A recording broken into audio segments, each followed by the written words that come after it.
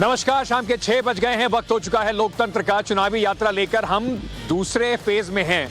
First phase की आज voting चल रही है। बरेली में मौजूद हैं, लेकिन बात आज करेंगे प्रथम चरण में जो चुनाव हुआ है, जो वोटिंग हुई है उसके बारे में। अब बिल्कुल 6 बजने वाले हैं, 6 बज गए हैं बल्कि, और वोटिंग का जो आधिकारिक समय है वो अब खत्म हो रहा है। जो मतदाता इस वक्त पोलिंग बूथ के अंदर है वो वहां पर रुक सकते हैं, उसके अलावा नए मतदाता को जाने की इजाजत नहीं होगी। तो किस तरीके का मिजाज रहा पश्चिमी उत्तर प्रदेश पहला राउंड? क्या बड़े सवाल जो थे कि क्या इस बार जाट मुसलमान साथ में वोट कर रहा है, जाटों का कंसोलिडेट कहां हो रहा है, किसानों का जो फैक्टर था वो कितना चला, क्या भारतीय जनता पार्टी को जो उम्मीद थी कि एक तरीके से सारा वोट कंसोलिडेट नहीं होगा, वह क्या वो इस तरह से हो पाया? अभी अभी की जो बड़ी खबर आ रही है वो वोटिंग परसेंटेज को लेकर आपको बता देते हैं। सबसे पहले 57.79% वोटिंग शाम 5 बजे तक पहले राउंड में अभी तक हुई है, यानी कि 57.79, 58% मान लीजिए इसको। 58% के आसपास की जो वोटिंग है वो अभी तक रिकॉर्ड हुई है। कुल मिलाकर अगर हम देखें स्कोर 2017 से कंपेयर करें तो 64.20% वोटिंग थी 2017 में शाम 5 बजे तक। तो वोटिंग परसेंटेज उससे थोड़ी कम है। उसका क्या बड़ा मतलब होगा, किसको फायदा हो रहा है, ये देखने वाली एक बड़ी बात होगी। इन सभी पर किस तरीके से पहले चरण का मतदान रहा, क्या कौन रहा, मैं आपको बताना चाहता हूं कि मेरे साथ मेरे सहयोगी जुड़ रहे हैं। गौरव श्रीवास्तव हमारे साथ शामली से जुड़ेंगे, हर्षा चंदवानी हमारे साथ कैराना से जुड़ेंगी, रविकांत मथुरा से, पुलकित नागर हापुड़ से, प्रेरित कुमार आगरा से और कुंदन सिंह मुजफ्फरनगर से हमारे साथ जुड़ रहे हैं। एक एक करके हमारे सारे सहयोगियों के पास जाएंगे और उनसे समझने की कोशिश करेंगे कि किस तरीके का रुझान रहा, क्या रंग देखने को मिला उनको। क्योंकि अलग अलग जिलों से जो इस समय वोटिंग परसेंटेज आ रही है, जैसे कि आगरा की अगर हम बात करें, वहां पे 56% वोटिंग हुई है। सबसे ज्यादा वोटिंग मुजफ्फरनगर में 62.09%। तो क्या ये जो इतना भारी मतदान हुआ है किसके पक्ष में हुआ है? क्या किसानों का गुस्सा वहां पर बीजेपी के खिलाफ है, या फिर जो कैलकुलेशन लगाई थी अखिलेश यादव ने कि मुसलमान जाट 2013 के बाद शायद पहली बार दोबारा एक बार इकट्ठा वोट करेगा, उस कैलकुलेशन का कुछ असर नहीं पड़ पाया? इन सब बातों पे आपसे बात करेंगे। सबसे पहले आपको सीधे मुजफ्फरनगर ही लिए चलता हूं। कुंदन इस वक्त हमारे साथ जुड़ रहे हैं। कुंदन, मुजफ्फरनगर पर सबकी निगाहें थी। पिछली बार भारतीय जनता पार्टी का एक मुजफ्फरनगर में क्लीन स्वीप था, अभी तक का क्या रुझान है? जनता से आप सुबह से बात कर रहे हैं, क्या क्या परेशानियां लोगों को हुई, एक बार जरा हमारे दर्शकों को विस्तृत तौर पे बताइए। बिल्कुल अंकित, मैं सीधे वो तस्वीरें दिखाऊंगा कि कैसे इस्लामिया इंटर कॉलेज जो कि मुजफ्फरनगर का एक पोलिंग बूथ था और अब दरवाजे बंद कर दिए गए हैं और इसके बाद जो लोग अंदर हैं वही वोटिंग कर पाएंगे, बाहर से किसी को आने की इजाज़त नहीं है। अगर जहां तक वोट परसेंटेज की बात करें तो 62.49, यानी कि एक अच्छा खासा वोट परसेंटेज आप 5 बजे तक मान सकते हैं। और जो रिकॉर्ड्स बता रहे हैं कि ये कम से कम 65 से लेकर 67 के बीच में जाएगा, जो कि अगर आप बाकी स्टेट से, बाकी राज्यों के जिलों से तुलना करें तो बहुत ज़्यादा है। इस बार हमने देखा कि कई जगहों पे टर्नआउट काफ़ी था, बहुत अच्छा खासा था। ये जो आप मेरे पीछे बूथ देख रहे हैं ये माइनॉरिटीज़ एरिया है और यहाँ पे टर्नआउट सबसे ज़्यादा था। मैं आपको बताऊँ कि दोपहर में हमने कई बार यहाँ से क्रॉस की और लंबी लंबी लाइनें लगी थी। इसके अलावा आप ग्रामीण इलाकों में जाओ, वहाँ पर ठीक ठाक वोट परसेंटेज था। हाँ, सदर की बात करें, मुजफ्फरनगर शहर की बात करें, वहाँ पे जो 2-3 बूथ थे, अगर हम सर्कुलर रोड की यानी जो मुख्य सिविल लाइन का इलाका है वहाँ पे वोट परसेंटेज वाकई कम था। लेकिन आप ग्रामीण इलाके में चले जाएं, आप बाहर के पॉकेट्स में जाएं तो ठीक ठाक लोग थे और काफ़ी उत्साहित थे। जहाँ तक कि सवाल है कि इसका मतलब क्या निकाला जाए, हम आपको बताएं कि अलग अलग पार्टियाँ अपने तरीके से इंटरप्रिटेशन कर सकती है। लेकिन आपको बताऊं कि दो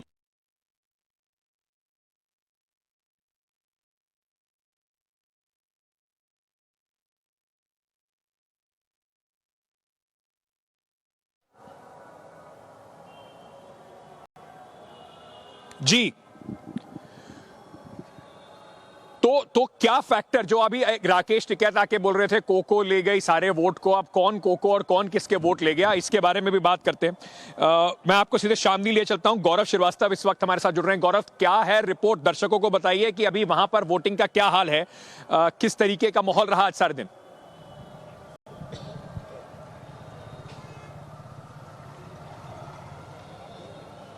जो है थाना भवन सीट पर था और वहां पर अगर हम शामली की बात करें तो तकरीबन 61-62% मतदान हुआ।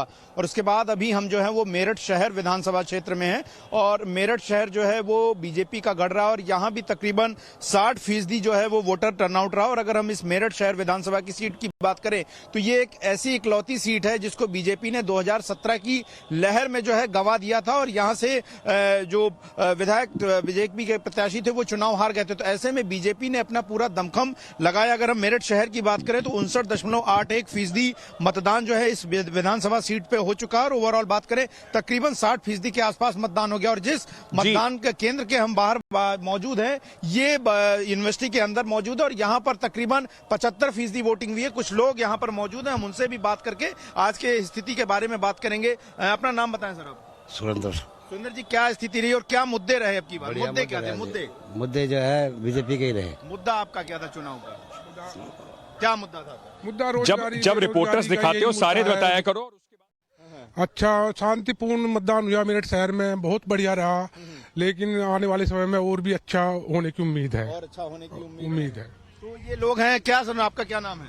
मेरा नाम जितेंद्र चौहान है। जितेंद्र जी, क्या रहा मुद्दा? हालांकि आप बीजेपी का पटका लगा रखे हैं, वोटिंग तो खत्म हो चुकी है, सुनवाते हैं उनको क्या करें।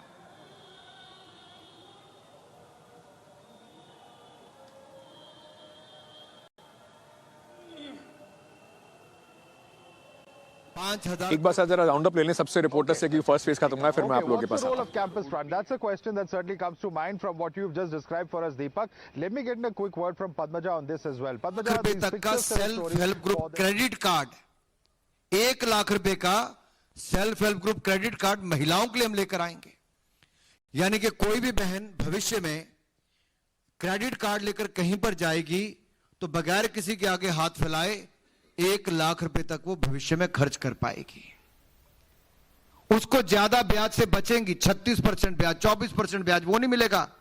न्यूनतम ब्याज दर पर उसको क्रेडिट कार्ड की सुविधा दिलाएंगे। समृद्ध भी होगी, संपन्न भी होगी, सुरक्षित भी महसूस करेगी। इसी तरह से ही श्रमिकों को भी, जहां मैंने देखा वहां पर भी योगी जी ने 1-1 हजार रुपया तो अलग से दिया ही। उसके अलावा श्रमिक सम्मान कार्ड हम बनाकर देंगे श्रमिकों के लिए, क्रेडिट कार्ड की सुविधा जो 1-1 लाख रुपए तक की सुविधा श्रमिक को भी मिलेगी।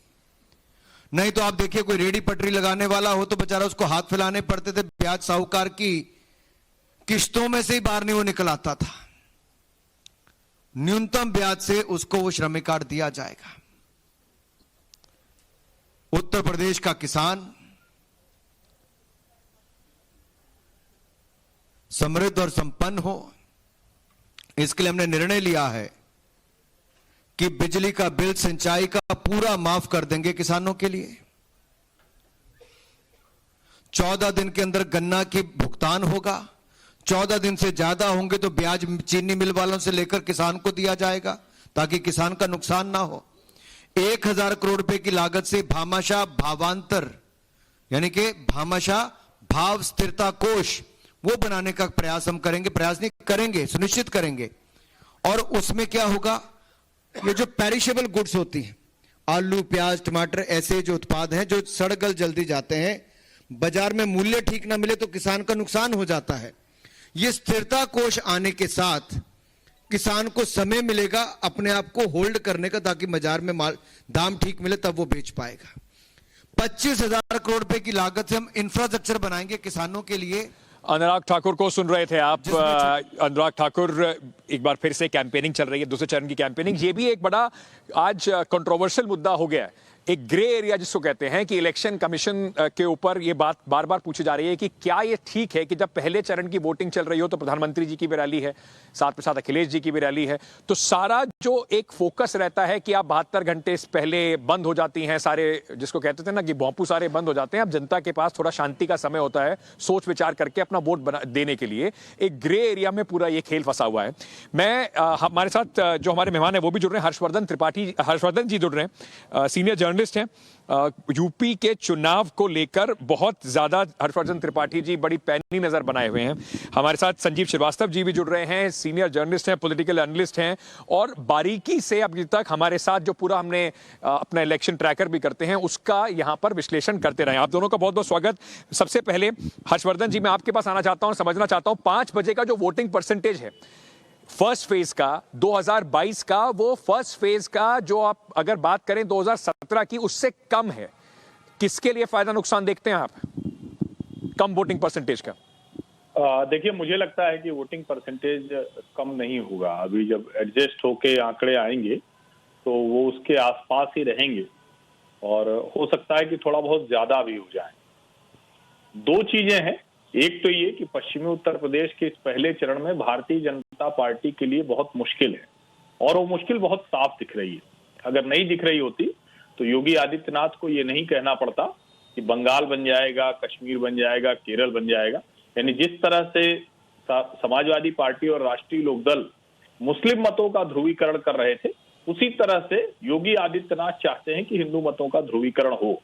और ये जो मत प्रतिशत है, यहाँ आप देखेंगे कि सुबह से जब वोटिंग शुरू हुई और उसके बाद बहुत अच्छा मत प्रतिशत नहीं था, लेकिन उसके बाद अचानक तेजी हुई। तो आमतौर पर कहा जाता है कि सर्दियों का समय है, दोपहर बाद थोड़ा धूप निकलने के बाद होता है, लेकिन यहाँ एक और चीज है कि भारतीय जनता पार्टी ने दोपहर बाद, और ये कई जिलों से रिपोर्ट है, जो 11 जिले जहां चुनाव हो रहे हैं वहां ये रिपोर्ट है कि बाद में अपने लोगों को बूथ तक ज्यादा, जिसको कहते हैं कि मेहनत करके पहुंचाया है, क्योंकि उनको लग रहा था कि अगर ये नहीं होगा तो हमारे लिए स्थितियां खराब होती हुई दिखेंगी।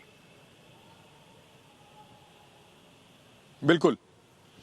संजीव जी, आपका पहली प्रतिक्रिया सर जो वोटिंग परसेंटेज है उसके ऊपर भी, और एक बात जो हम लोग लगातार सुन भी रहे हैं, कर भी रहे हैं कि जिस तरीके से आज जयंत चौधरी ने सुबह सुबह पहले कहा जी मैं तो वोट डालने जा नहीं रहा हूं, मुझे चुनाव प्रचार में जाना है।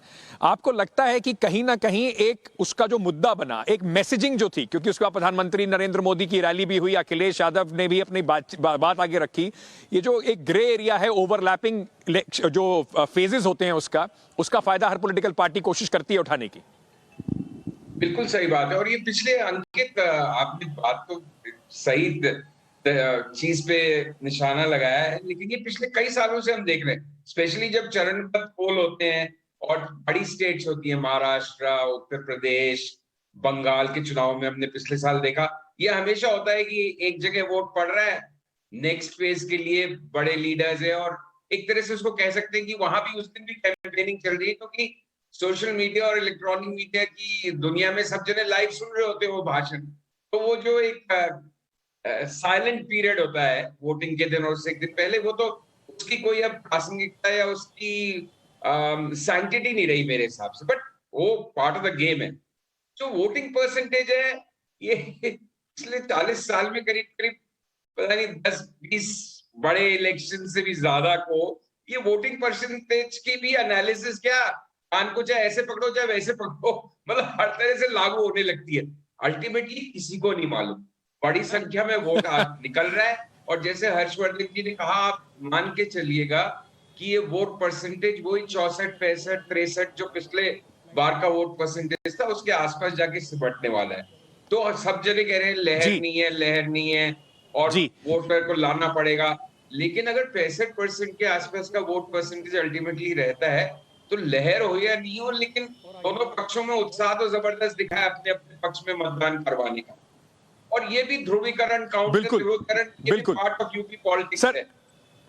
जी सर, ये जो मैं थोड़े इन मुद्दों को, जो बड़े बड़े सवाल थे, इस जो कुछ 5-6 बड़े सवाल थे, उनको भी अपनी स्क्रीन पर डालेंगे कि जिनका शायद लोग इंतजार कर रहे थे इसकी पहले फेज के चुनाव के बाद थोड़ा समझ में आएगा कि क्या किसान किस तरफ गया, जाट पूरे बीजेपी से नाराज हैं, क्या कितना ध्रुवीकरण हो पाया, जो नॉन जाटव दलित है उसके ऊपर भी लोगों की नजर लगी हुई है, नॉन यादव ओबीसी है उसके ऊपर भी लोगों की नजर लगी हुई है कि वो कहां गया। इन सब सवालों पे मैं आप दोनों के पास आता हूं, पर उससे पहले अपने सहयोगियों के पास एक बार फटाफट चलते हैं और एक बार ग्राउंड रिपोर्ट थोड़ी और ले लेते हैं। हमारे साथ हर्षा जुड़ रही है कैराना से।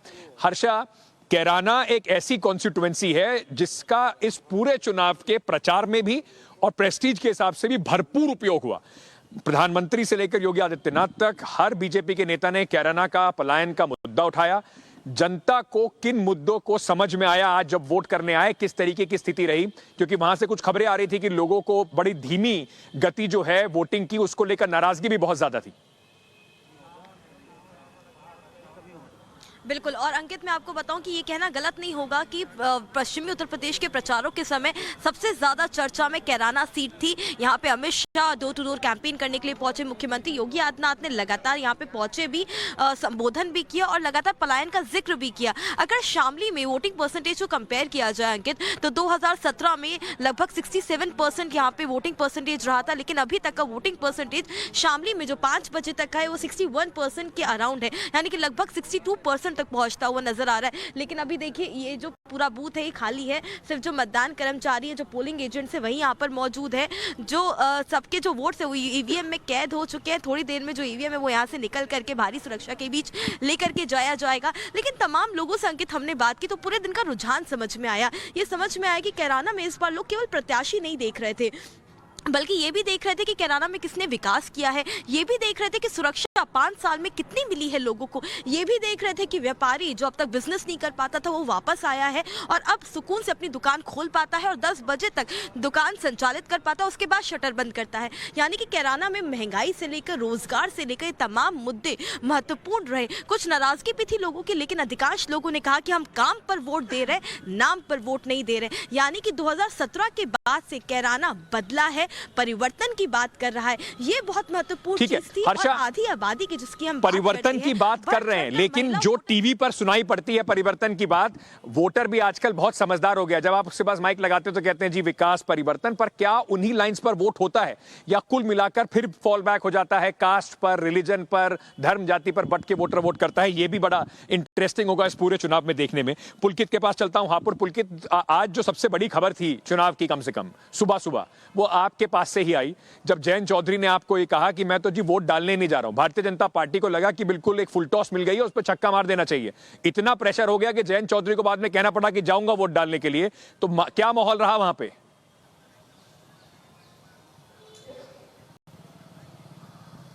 क्योंकि वो समझ गए थे कि कहीं ऐसा ना हो कि उनका जो वोटर है या जो उनकी बात कर रहा है वो इस बात से नाराज हो जाए कि जयंत चौधरी उनसे वोट तो मांग रहे हैं लेकिन खुद का वोट देने के लिए वो मथुरा नहीं जा रहे हैं। अब भी उन्होंने ये बात कही जरूर कि वो वोट डालेंगे, लेकिन असल में वोट डालने पहुंचे ही नहीं। और अगर सुबह से ही देखें तो उनका कोई मूड भी नहीं था कि वो वोट डालने के लिए मथुरा जाएं, और इसीलिए वो दिल्ली से करीब 4 घंटे दूर के रास्ते को उन्होंने चुना, ना कि मथुरा के रास्ते को चुना। शाम तक जब ये मुद्दा बीजेपी ने उठाया, उनसे सवाल पूछे गए और उनसे भी पूछा गया कि ये इतना बड़ा दिन जब आप अपने अधिकार के इस्तेमाल करते हैं तो आप उससे दूर, उससे वंचित क्यों रह जा रहे हैं? तो उसी के चलते उन्होंने ये कह दिया कि वो वोट डालेंगे, लेकिन उन्होंने वोट डाला नहीं। और दूसरा, मैं हापुड़ में हूं तो हापुड़ वही जगह जहां से गर्मी वाला बयान गया और पूरे पश्चिमी यूपी में उसकी चर्चा हुई। 3 सीटें हैं जो पिछली बार बीजेपी 2 में जीत पाई थी। एक धौलाना सीट जो वो हार गई थी, उसी धौलाना सीट पर योगी आदित्यनाथ ने गर्मी वाला बयान दिया था। जी अंकित। अब किसकी गर्मी चुनाव में वोटरों ने आज बटन दबा के निकाल दी है, अब ये तो 10 तारीख को ही चलेगा पता। लेकिन प्रेरित आगरा में है। आगरा में प्रेरित कहीं ना कहीं ये भी कहा जाता है कि बीएसपी का भी जो है अच्छा खासा काडर बेस है। तो ये इंटरेस्टिंग होगा देखने में भी कि क्या बीएसपी अपना कितना काडर बेस को उनके साथ जोड़ पाई है और क्या नॉन जाटव दलित भी छितर रहा है, कहीं और जा रहा है। आपको क्या आज पूरे दिन की जो रिपोर्टिंग थी उसमें क्या क्या मुद्दे समझ में आए, जनता का रुझान किस तरफ दिखा? जी बिल्कुल अंकित, आपने बिल्कुल सही बात अभी थोड़ी देर पहले कही थी कि जनता बिल्कुल समझदार हो चुके हैं। हम आगरा जनपद के अलग अलग विधानसभा क्षेत्र में अलग अलग पोलिंग बूथ पर गए, वहां पर जाकर के हमने डायरेक्ट मतदाताओं से बात की, चाहे वो फर्स्ट टाइम वोटर हो या फिर बुजुर्ग हो या फिर सामान्य युवा हो। तो जब हमने उनसे बातचीत की तो सबके मुद्दे अलग अलग थे। जो महिलाएं थी वो महिला सुरक्षा को लेकर के वोट करने की बात कर रही थी। जो युवा थे उनके मन में कई तरह के सवाल थे कि रोजगार को लेकर के, उसके अलावा शिक्षा को लेकर के। और जबकि कुछ ऐसे भी लोग थे थे जिनका साफ तौर पर कहना था कि हमने 5 साल में जो चीजें देखी अब आगे हम तय करेंगे, यानी कि वोटर जो है सो पहले के मुकाबले समझदार हो चुके हैं। हमने वोटरों से यह भी पूछा कि वो पिछले 5 साल के कार्यकाल को देख करके वोट कर रहे हैं या फिर जो पिछले 1 महीने में जो चुनावी परिचर्चा हुई, जो नेताओं ने एक दूसरे के खामियां गिनाई, उसके आधार पर वो वोट कर रहे हैं। तो जनता का साफ तौर पर कहना था कि वो पिछले 5 साल के कार्यकाल को देख करके ही वोट कर रहे हैं और वो तय करेंगे कि आगे क्या कहना है। लेकिन मैं आपको बताना चाहूंगा अंकित कि अलग अलग क्षेत्र में जब हम अलग अलग लोगों के बीच में जब पहुंचे तो इस बार पहले के मुकाबले इस बार जो मतदाताओं में उनके अंदर एक अलग सा जोश दिख रहा था और बड़ी संख्या में मतदाता जो है वो पहुंचे बूथ पे और बूथ पे पहुंच करके उन्होंने मतदान किया, यानी कि जो लोकतंत्र का जो महापर्व था उनमें इसी जोश की वजह से जो एनालिस्ट हैं वो कह रहे हैं कि इस बार कांटे की टक्कर है, एक तरफा मामला जो है वो दिखाई नहीं पड़ रहा, कांटे की टक्कर हर सीट पर, सीट बाय सीट फाइट है। बहुत बहुत शुक्रिया आप सभी का हमसे जुड़ने के लिए और हमें जो पूरे जो वहां का माहौल है, कम से कम रंग है, उसकी जानकारी देने के लिए। मैं जैसे मैंने आपको पहले बताया था बरेली में हूं, मेरे साथ यहां पर बरेली के शहर के भी बहुत सारे लोग हैं और मोहन जरा एक बार घुमा के दिखाएंगे, यहां पे बहुत सारी जनता हमारे साथ है, उनसे भी जानने की कोशिश करेंगे, सिर्फ बरेली के बारे में नहीं, क्योंकि आजकल टीवी के माध्यम से लोग बड़े कीन रहते हैं, मिनट बाय मिनट की जानकारी इनके पास भी पहुंचती रहती है कि भाई कहां पर क्या हो रहा है। उससे पहले मैं एक बार संजीव जी के पास जाना था। संजीव जी, ये समझने के लिए कि आपका आज का सबसे इंपॉर्टेंट, मतलब जो आप सोच रहे हैं कि जब भी रिजल्ट आएगा, क्या फैक्टर है, वन फैक्टर जो आप सोच रहे हैं कि will be the decisive factor, that x factor जो डिसाइड करने वाला है फर्स्ट फेज को? भाई देखो, एक्स फैक्टर तो ये है कि वोट जातिगत समीकरण पे पड़ना है या हिंदुत्व के मुद्दे पे पड़ना है। ये जो जितने जुमले, जितनी बातें हैं, सुरक्षा, लॉ एंड ऑर्डर, ये सब एक तरह का बीजेपी के समर्थकों के नारे हैं। ये सब मुद्दे उनके हैं जो इसकी बात कर रहे हैं। इसका मतलब कि वो वोट बीजेपी को जा रहा है। जो सामाजिक समरसता और इस तरह की बातें कर रहे हैं वो सब नॉन बीजेपी का वोट है। अब मेरा तो सबसे ज्यादा मन अंकित आपसे पूछने का है, आप घूम रहे हैं, आप बरेली में खड़े हैं, तुम्हारा क्या असेसमेंट बन रहा है? भाई हम तो अपने ग्राउंड पे नहीं है, ग्राउंड पे तो आप हैं, आपको क्या लग रहा है? क्योंकि आपके चैनल की बाइट सुने तो मुझे लगता है एक तरफ चुनाव हो रहा है, सारे वोट बीजेपी को जा रहे हैं, बट ऐसा क्या है जमीन पे? क्या इस तरह की लोग सोच रहे हैं? मतलब क्या आपका क्या असेसमेंट है? मैं तो सबसे ज्यादा कीन वो जानने में हूं अंकित। संजीव जी, आप 6 बजे का शो देखा कीजिए, आपको समझ में थोड़ा सा आएगा कि किस तरह का रुझान है। हम एक तरफ की बात मैं तो कम से कम नहीं करता हूं, लेकिन कुल मिलाकर अगर मैं आपको बताऊं तो हम लोगों ने जो वेस्टर्न यूपी के, मैंने कई बड़े जिले जैसे कि मुजफ्फरनगर है, मुजफ्फरनगर और उसके बाद मेरठ भी गए, अलीगढ़ भी गया मैं वहां पर, मथुरा हम लोग गए, आगरा गए। यहां पे एक चीज जो देखने में आई, जो मथुरा के अंदर और आगरा में खास तौर से लोगों को जो लग रहा था कि बीएसपी बिल्कुल साफ है, सीधा सीधा लोगों के दिमाग में कोई कंफ्यूजन नहीं है, कम से कम मथुरा में मुझे ऐसा नहीं दिखा। वहां पर बीएसपी का ठीक ठाक वोट है और उनके कैंडिडेट्स भी जो हैं वो अच्छी लड़ाई लड़ रहे हैं। श्रीकांत शर्मा जी की अगर बात करें तो वहां पर बीजेपी के ही एक नाराज एसके शर्मा भी खड़े हुए हैं, उनके लिए वहां पर मुश्किल हो सकती है। मुजफ्फरनगर में कम से कम बीजेपी के सारे वरिष्ठ नेता इस बात को मान रहे हैं कि हमारे लिए जाट कंसोलिडेशन प्रॉब्लम नहीं है, मुस्लिम कंसोलिडेशन हमारे लिए प्रॉब्लम है। तो घूमने से यह जरूर समझ में आया कि कई जगह पर जो जाट हैं, कम से कम मुजफ्फरनगर में, अगर समाजवादी पार्टी और आरएलडी ये मान के चल रही है कि बिल्कुल आंख बंद करके उनकी तरफ वोट आ रहा है, ऐसा है नहीं। आरएलडी के लिए तो फिर भी उत्साहित है, पर जहां पर समाजवादी पार्टी का कैंडिडेट आरएलडी के टिकट पर लड़ रहा है वहां पर दिक्कत हो सकती है। मुझे लगता है कि बिल्कुल एक मुश्त वोट जाटों का जाता दिखाई नहीं पड़ रहा है गठबंधन की ओर। लेकिन सबसे इंपॉर्टेंट जो फैक्टर था, चाहे आप मेरठ में जाएं, हर सीट पर इस बार वो बात करने वाले लोग ज्यादा मिले जो कह रहे थे कि देखिए इस बार बहुत क्लोज फाइट है, किधर भी गिर सकता है। तो मेरा कम से कम असेसमेंट यही है कि एक तरफा चुनाव बिल्कुल भी नहीं है। और दूसरी जो बड़ी चीज देखने को मिली, कहीं पर जो एक होता था कि एक बड़ा बहुत उत्साह, जो एक जिसको आप कहते हैं कि अंडर करंट या वेव है, कम से कम वो एक बहुत बड़ा वेव किसी के लिए देखने को नहीं मिला। बीजेपी के लिए ट्रम्प कार्ड महिला सुरक्षा सबसे बड़ा है, लॉ एंड ऑर्डर, जिसको कई लोग कम से कम वेस्टर्न यूपी में हिंदू मुसलमान के हिसाब से देख रहे हैं, उनके लॉ एंड ऑर्डर वही बात होती है, तो वो एक बहुत बड़ा ट्रम्प कार्ड है।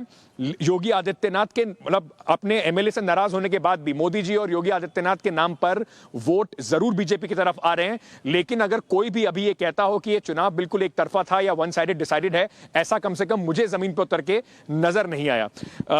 हर्षवर्धन जी, आपसे समझना चाहता हूं सर, जैसे मैं उनसे पूछ रहा था कि एक्स फैक्टर क्या होगा आपके लिए इस चुनाव का, और क्या आपको लगता है कि जो जैसे लोग बात करते हैं सुरक्षा की भी, क्या कहीं ना कहीं वो एक बात सीधे हो रही है कि देखिए एक जाति विशेष को शायद थोड़ा सा, जिसको लोग बहुत कहते हैं कि उनको लाइन में रखा हुआ है जी, तो क्या वही एक मतलब एक ध्रुवीकरण की तरफ ही पूरा चुनाव था, क्योंकि कोशिश बहुत हुई है?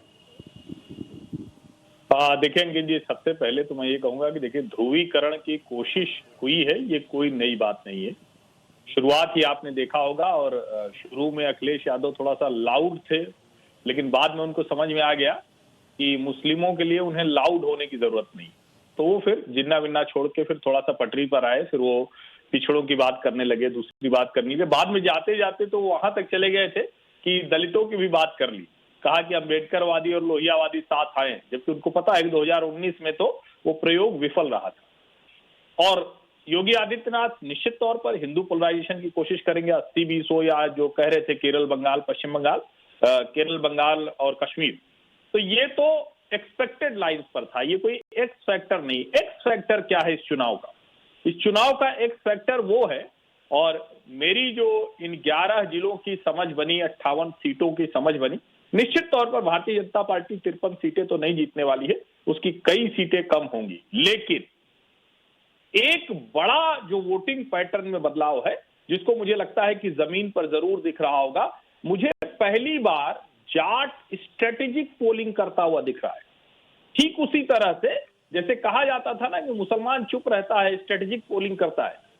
इस बार का जाटों का जो मतदान है वो गिनती गिन रहे हैं कि 17 भाजपा वाले और 4 राष्ट्रीय लोकदल वाले या 3 समाजवादी पार्टी वाले, कितने जाट हम विधानसभा में भेज पाएंगे। और ये बहुत बड़ा एक फैक्टर है जिसकी चर्चा मीडिया में लगभग ना के बराबर हुई है। और वहां जब मैं लोगों से बात कर रहा हूं तो वो पूरी तरह से जयंत चौधरी के हैं, लेकिन जब उनको पता चलता है कि अच्छा ठीक है भाई भाजपा से हमारा विधायक जाएगा, तो वो कहते हैं कि वोट तो हम उनको दे देंगे, लेकिन मजबूत जयंत जी को करना है। और आज जो जयंत चौधरी मतदान करने नहीं गए हैं, ठीक है वैसे तो कहा जा सकता है बड़े नेता हैं, एक वोट है, क्या होगा, लेकिन ऐसे नेताओं का जब गठजोड़ के समय में वो वोट देने नहीं जाते हैं तो बहुत फर्क पड़ता है। सबको रफीक अंसारी का बयान याद है, सबको नाहिद हसन के समर्थकों का बयान याद है। ऐसे में जाट नेता जो कह रहा है कि हम चौधरी चरण सिंह का और अजीत सिंह का जो आगे उसको भविष्य है जाटों का, उसको लेके चलेंगे, विरासत संभालेंगे, वो वोट देने नहीं जा रहा है। संदेश किसको दिया? बिल्कुल, क्या जाटों को कोई संदेश दिया? क्या एक्स फैक्टर मुझे ये जो बात है ये कम से कम घूमने पे जरूर दिखाई पड़ी कि जाट भी जिस तरीके से हम बात कर रहे हैं, स्ट्रेटेजिक वोटिंग है, कैंडिडेट देख कर रहे हैं, तो कहीं पर 70% हो सकता है बीजेपी के लिए गिरे और कहीं पर 70% हो सकता है आरएलडी के लिए गिरे। पर कुल मिला के मुझे लगता है कि मोर और लेस ऐसा अभी कम से कम लगता है, लोगों से बात करके सिमिलर सिचुएशन रहने वाली है दोनों के लिए। मैं जो यहाँ पर हमारे मेहमान है उनसे उनको भी चर्चा में शामिल करता हूँ। सर एक खड़े हो जाइएगा, जैसे मैं आपके पास आऊंगा थोड़ा आसानी रहेगी हमारे कैमरा पर्सन साहब को भी, वरना वो भी परेशान हो जाएंगे। इतना सारा, क्योंकि अभी आप लोगों को वोटिंग करनी है सेकंड फेज में, इतना सारा जब आप ये फर्स्ट फेज का पूरा आपने कैंपेनिंग देखा, तो आपको क्या इश्यूज जो हैं, आपको लगता है इश्यूज लोगों के पीछे छूट जाते हैं, सिर्फ नेताओं की जो बातें होती हैं वो बिल्कुल एक अलग लेवल की बातें होती हैं? मुझे लगता है कि साहब जिस टाइम इलेक्शन चालू होता है और जब तक वोटिंग आती है बहुत परिवर्तन हो जाता है, क्योंकि नेता जो लोग जो हैं, लोग अपनी बातों में जनता को बहकाते हैं। और मेरा ये मानना है कि जो भी हमारा जनप्रतिनिधि हो इस शहर से, बरेली से, जैसे केंद्र सरकार जब चुनाव होते हैं तो अपना मैनिफेस्टो जारी करती है, अब राज्य सरकार ने जारी करा है, हम चाहते हैं कि हमारा जनप्रतिनिधि अपना मैनिफेस्टो जारी करे कि वो 5 साल में इस बरेली के लिए क्या करेगा। पर मैनिफेस्टो तो सरकारें मतलब बिल्कुल 2-2 दिन पहले करती हैं जारी, मतलब उनको खुद को ही नहीं लगता कि उस मैनिफेस्टो से कुछ फायदा होने वाला है। जनता को 2 दिन पहले आप क्या बता दोगे मैनिफेस्टो जारी कर? जनता बहुत जागरूक हो चुकी है। अब ऐसा नहीं कि हमने आज कुछ बोल दिया और पब्लिक को समझा दिया और उसने समझ लिया, अब ऐसा नहीं। जनता जागरूक है और ये खूब अब समझ रहे हैं कि हमारा फायदा कहाँ पे है, हम किसको वोट दे रहे हैं, हमारा वोट खराब तो नहीं हो रहा। ये एवोल्यूशन सारे लोग कर रहे हैं, सारी जनता करती है। मतलब विनिंग कैंडिडेट को वोट देना इंपॉर्टेंट है इश्यूज से ज्यादा? देखिए, हमारा जो कैंडिडेट है वो बहुत इंपॉर्टेंट रोल प्ले करता है, और जो आज का जो हमारी सरकार है, जो सेंटर में हो चाहे स्टेट में हो, वो सरकार के अपने जो अचीवमेंट्स हैं पिछले 5 साल के या जो भी चल रहे हैं, वो एक बहुत ज़्यादा ओपन सबके सामने मौजूद है। तो हम लोग लकी हैं कि बरेली में एक अच्छे कैंडिडेट्स हमारे पास मौजूद हैं जो हमारी शहर के लिए भी काम कर रहे हैं और आगे विकास की बात भी कर रहे हैं। आगे विकास की बात भी कर रहे हैं, थोड़ा तो उधर से भी ले लेते हैं। कांग्रेस वाले एक भाई साहब भी बैठे हुए हैं बिल लगा के। भाई साहब, क्या उम्मीद है फर्स्ट फेज में कैसा रहा? आपने भी तो लोगों से बहुत बात करी होगी, धड़कनें तो आपकी बढ़ रही होंगी कि कैसा रहा प्रदर्शन हमारा? रिजल्ट बता देगा। एक कहावत हमारे बुजुर्गों ने कही है, बोले नई नई बाल कितने सामने आए जा रहे हैं। जो हाल कर दिया गया है देश का और प्रदेश का, उसमें जनता तैयार बैठी है। तख्त बदलने के लिए ताज बदलने के लिए। ये तो पिछले मतलब 2014, 17, 19 में भी यही बातें कांग्रेस कह रही थी। कांग्रेस कह रही थी 17 में भी, 19 में भी, लेकिन अब इस बार जो पोजीशन थी वो झूठ इतनी अच्छी तरीके से सामने नहीं आया था जैसे अब आया है। समझदार हो गई जनता। नहीं, कोरोना हुआ है ना, उसमें जनता को पता चला है सच्चाई क्या है। तो मैडम, जैसे आप जो महिला सुरक्षा की जो बात करते हैं, भाई साहब कह रहे हैं ये बात तो सही है, कोरोना के टाइम में बहुत मुश्किलें लोगों को झेलनी पड़ी, उसका भी असर है या जनता पहले ही मन बना चुकी है किसको वोट देना है? ये बिल्कुल सच है कि कोरोना के समय में बहुत सारी मुश्किलें आई, लेकिन जिस हिसाब से योगी सरकार ने उसको फेस किया है और लोगों तक सुविधाएं पहुंचाई हैं, वो भी अपने आप में एक काबिले तारीफ है। अच्छा जी, तो आपको लगता है कि सरकार ने अच्छा काम किया है? आप बताएं सर, बार बार आप, मैं वैसे ढूंढ के नहीं लाया हूं आपके पास, मैं सबके पास ही जा रहा हूं, लेकिन आप बताएं, बार बार बात होती है दारोमदार, तो सारा आप लोगों पर प्रेशर इतना क्रिएट कर देते हैं, मुस्लिम मतदाता तय करेगा जी सरकार क्या यहाँ बन रही। भाई साहब ऐसा है ना कि सरकार ने इसी बात में तो सारा खेल बिगाड़ रखा है। जहाँ कहीं मुद्दा मिलता है तो मुसलमान, हिंदू, मंदिर, मस्जिद और पाकिस्तान, इसके अलावा कुछ दूसरी बात ही नहीं सुनने को मिलती है। आपका क्या मुद्दा था? हमारा तो हम कहते हैं कि देखिए अखिलेश भी करते क्या है, वो भी आगे जिन्ना बिन्ना बोल जाते हैं। नहीं, हम तो विकास वाले के साथ में हैं, जो विकास लाएगा हम तो सभी कह रहे हैं, मोदी जी भी कह रहे हैं, योगी जी भी कह रहे हैं, अखिलेश भी कह रहे हैं, जयंत भी कह रहे हैं, तो कौन से वाले विकास के साथ? नहीं, हम ऐसा है कि दिख रहा है कि जो सरकार थी उसने क्या किया है और आने वाले हमें किस चीज की जरूरत है। ये 14 तारीख को जो है वो देखेंगे क्या करना। किसकी गर्मी उतर रही है भैया 14 तारीख को? बहुत गर्मी सर्दी के बयान आ चुके। जी, गर्मी तो आज के जो वोटिंग हुई है पहले फर्स्ट राउंड में, उसी से पता चल गया है गर्मी किसकी उतर रही है। और आने वाला टाइम जो है वो 14 तारीख को जो है दूसरे फेज की वोटिंग है। और मैं बताना चाहता हूँ, अभी भाई साहब कह रहे थे कोरोना ने तो आप ये समझिए पूरे देश, मतलब हमारी दुनिया में एक पहचान बना दी भारत की, हमारे मोदी जी की वजह से, जो आज हम लोग यहाँ पर खड़े हुए हैं और इतना बड़ा आप इवेंट कर रहे हैं, ये मोदी जी और योगी जी की ही देन है। अच्छा, मतलब हमारी जनता का उसमें मोदी जी और योगी जी की जो आज जो डोज लगी है वो हमारे मोदी जी की वजह से लगी है। अगर मोदी जी नहीं होते तो आज जो इंजेक्शन लगने बंद हो जाते। सरकारें इससे पहले कभी इंजेक्शन नहीं लगवाती थी। सरकारें आज देखिए ना, आज हमारे हिंदुस्तान में डोज बन रही है जो हम दूसरी जगह सप्लाई कर रहे हैं। 1 साल के अंदर में हमने डोज बना के तैयार करके दे। जो लेट हुआ, जो लाशें तैरी गंगा में, वो सब ठीक। देखिए वो पूरे दुनिया में तबाही आई थी, पूरे दुनिया में, हिंदुस्तान में नहीं। जो गड़बड़ हो जाए वो पूरी दुनिया में, जो अच्छा हो जाए वो सिर्फ मोदी जी कर रहे हैं। ये बात बहुत भाई साहब बहुत बढ़िया लगी आपकी। गड़बड़ हो तो सारी दुनिया में हो रही है, अच्छा हो रहा है तो मोदी जी कर देते हैं। जहां तक मोदी जी का प्रश्न है, उन्होंने भारतीय नारी और जो आज का यूथ है, जो लड़कियां हैं, उनकी सुरक्षा के लिए मोदी और योगी ने विशेषकर कार्य किया है। और एक जो राष्ट्रीय पार्टी है, जो अपने आप को आजादी की पार्टी कहती है, उन्होंने छात्राओं को बिकनी बना के विद्यालय भेजने की बात कही है। उन्होंने कहा कि जिस ड्रेस में चाहे, सबसे पहला शब्द उन्होंने ध्यान करने की बात है, बिकनी का इस्तेमाल किया। तो क्या हो गया? चलिए इसी पे बहस कर लेते हैं। उन्होंने ये नहीं कहा कि स्कूल भेज दीजिए बिकनी पहना के, वो आपकी इंटरप्रिटेशन। उन्होंने कहा कि सबकी, आप कुछ भी पहनना चाहें वो आपकी स्वेच्छा, उसमें चाहे बिकनी हो, जीन्स हो, बुर्का हो, हिजाब हो, कुछ भी हो। भारतीय संस्कृति में जहां एक तरफ लड़कियों के पैर छुए जाते हैं, उनको देवी का रूप माना जाता है, और उस राष्ट्रीय पार्टी की जो एक विशेष भारतीय संस्कृति में हाथरस में रेप भी होता है और जाके परिवारों को बिना दिखाए उनकी लड़कियों को जला भी दिया जाता है। तो ये बातें मत कीजिए। मैं आपको ये कह रहा हूँ, विद्यालय की बात नहीं, उसे तोड़ मरोड़ मत दीजिए। आप किसी पार्टी के समर्थक हो सकते हैं, बातों को तोड़िए मत, फैक्ट के ऊपर बात कीजिए। उन्होंने, किसी भी नेता ने ये नहीं कहा कि स्कूल के अंदर बिकनी बना के लोगों को भेजा जाए। लोगों की मर्जी है, उन्हें रहने अपने साथ जिंदगी। सर क्या मुद्दे होते हैं? यही सब मुद्दे होते हैं, बिकनी और ये जो बातें होती हैं गर्मी सर्दी। देखिए, मैं कहूँगा कि जो पहले, अब मैं हेल्थ की बात कर सकता हूँ, मैं डॉक्टर हूँ। पहले जो सुविधाएं, अगर वैक्सीनेशन की बात करी जाए, जैपनीज एनकेफेलाइटिस का टीका 1930-1935 में इजाद हुआ, भारत में आया वो 2006 में। आज कोविड अगर आया तो भारत ने ना केवल उसे टीके को जल्दी बनाया, 165 करोड़ टीके लगाए। ठीक है जी। हम थर्ड वेव झेल रहे हैं। थर्ड वेव में ये वायरस बहुत ज्यादा, मतलब बेसिकली आप मानते हैं सरकार ने बहुत बढ़िया काम किया हेल्थ के, बहुत अच्छा, बहुत क्रेडिबल काम किया। बहुत संजीव जी और हर्षवर्धन जी, आप शायद सुन पा रहे होंगे, ये जो जनता है उसकी बातें आप सुन पा रहे होंगे। बरेली में हूं, थोड़ी शहरी जनता है और यूजुअली माना गया है कि शहरों में थोड़ा बीजेपी का वोटर ज्यादा स्ट्रांग होता है।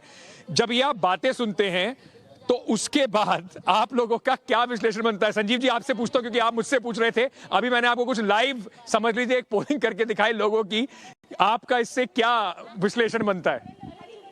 मेरा शुरू से मानना है अंकित कि कोविड की विफलता, अगर हम उसको विफलता मानते हैं, वो मोदी जी और योगी जी या बीजेपी के खाते में जनता नहीं डाल रही। वो उसको एक दैविक प्रकोप या एक, मतलब उसमें अगर जो भी मिसमैनेजमेंट भी हुई है कोविड की वजह से, एक भी वोट नहीं कटने वाला है बीजेपी और मोदी जी का। ये इलेक्शन जो है, ये जनता उसके आगे निकल चुकी है, उन इश्यूज को ट्रांसेंड कर चुकी है। एक क्लियरली इलेक्शन सुरक्षा हिंदुत्व के नाम पे है यूपी का इलेक्शन, और विकास के नाम पे। विकास भी सुरक्षा और हिंदुत्व के साथ एक तरह से बीजेपी का ही पक्षधर जो लोग हैं वो विकास की भी बात करेंगे, और दूसरी तरफ सांप्रदायिक सद्भाव या कम्युनल हार्मनी की बात। एक बड़ा सिंपल डायनेमिक्स है, और मैं आपको बता रहा हूं कि कुछ भी लग रहा हो, लेकिन ग्राउंड पे बीजेपी कोई इतनी कमजोर नहीं है जितनी कई लोग समझ रहे हैं। ठीक हो सकता है उतनी ताकतवर नहीं हो जितनी पिछली बार थी। ये इलेक्शन बहुत क्लोज है, क्योंकि बहुत बड़े मुद्दे यूपी का ये इलेक्शन तय करने वाला है। और यार ये सब जितने हमारे जैसे पंडित है, राजनीतिक विश्लेषक, इन सब की दुकानें हैं तो बंद हो जाएगी 10 मार्च को, क्योंकि ये जो कागजी एनालिसिस है ना, कागज की एनालिसिस तो बीजेपी बैकफुट पे है, लेकिन अगर रिजल्ट 10 मार्च को दूसरा आता है तो इसका मतलब कि वोटर इन सब बातों का आगे निकल गया है।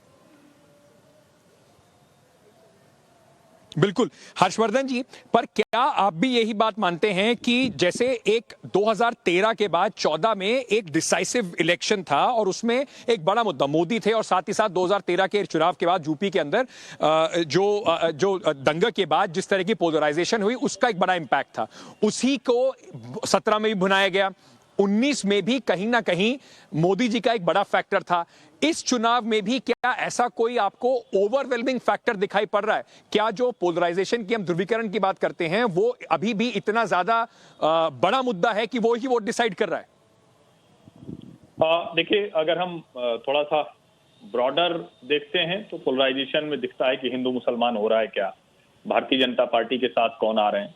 लेकिन थोड़ा सा जब हम उसको, जिसको कहते हैं ना कि पॉइंट वाइज देखने लगते हैं, थोड़ा डीप एनालिसिस में जाते हैं, तो एक चीज मैं आपको बताऊं कि ये जैसे भ्रम है 2014 में, 2013 के बाद 2014 हुआ, तो लोगों को लगता है कि वो पूरी तरह से मुजफ्फरनगर के जो दंगे हुए उसकी वजह से 2014 का मैंडेट बहुत बड़ा हुआ।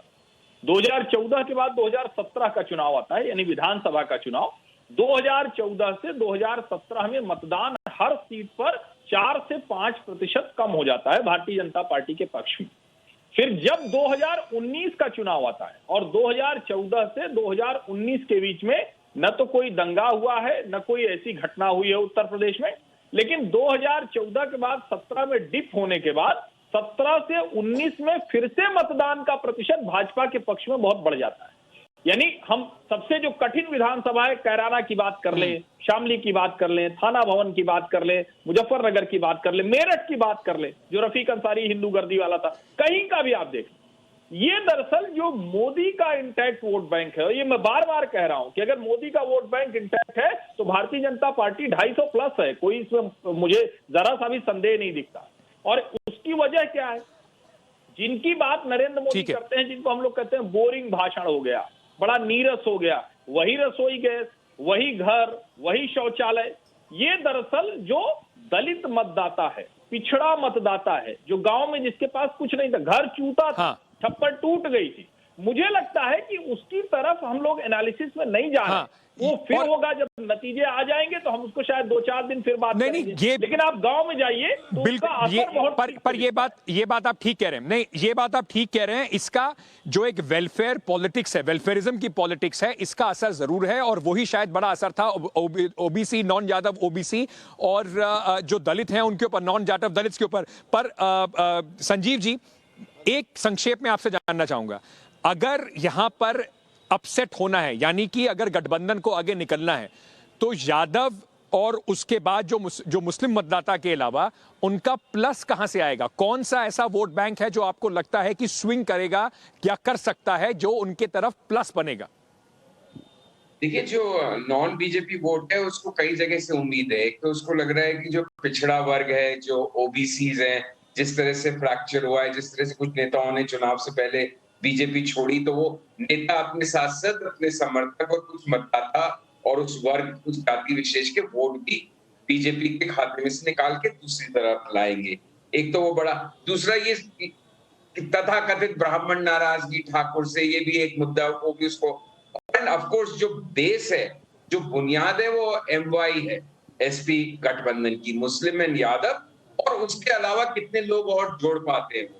तो अगेन, जैसे अभी जो हर्षवर्धन जी बात कर रहे थे, तो मैंने पिछली बार बात कही कि कोविड का मिसमैनेजमेंट मोदी जी के खाते में नहीं है। उसी तरह से मैंने एक बार पहले भी कही है कि 2014, 17, 19 यस, सोशल वेलफेयर एक बड़ा मुद्दा रहा है, लेकिन इन तीनों इलेक्शंस में जो कोर हिंदू वोट है, जिसने हिंदुत्व के नाम पे वोट किया है, वो पूरी तरह से मुझे लगता है कि वो बीजेपी और मोदी के साथ ही रहने वाला है, क्योंकि कुछ भी तो ऐसा नहीं हुआ पिछले 8 साल में कि वोट छिटके।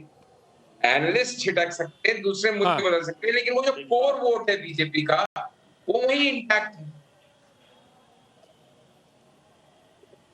वही एक बड़ी स्ट्रेंथ है। और 40% से ऊपर एक बार कोई भी पार्टी अगर वोट ले आती है तो उसका जो डिक्लाइन है वो ऐसा ग्रेजुअल, मतलब इतना ड्रास्टिक डिक्लाइन नहीं होने वाला है कि सडनली आप 40 से 4 पे आ गए। तो वो एक बहुत बड़ा फैक्टर होगा अरिथमेटिक के हिसाब से भी। अगर आप देखेंगे, कुछ महिलाएं यहाँ पे खड़ी हैं, आप सब कांग्रेस पार्टी के समर्थक हैं, तो आप लोग को लग रहा है कांग्रेस पार्टी लड़ाई में है?